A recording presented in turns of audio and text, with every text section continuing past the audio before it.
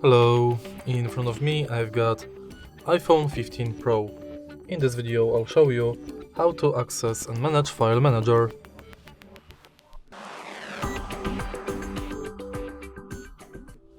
In the beginning, let's go to App Library and search for My Files app.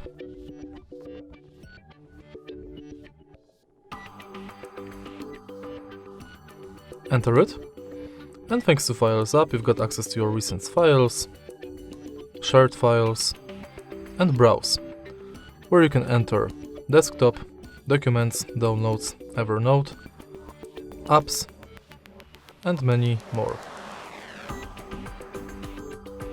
If you go to menu, you can select folders, add new folder, scan documents, connect to server, and organize.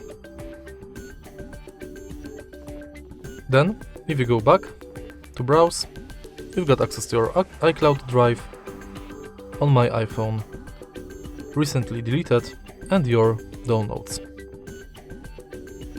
And that's basically it. If you find this video helpful, please leave like, comment, and subscribe.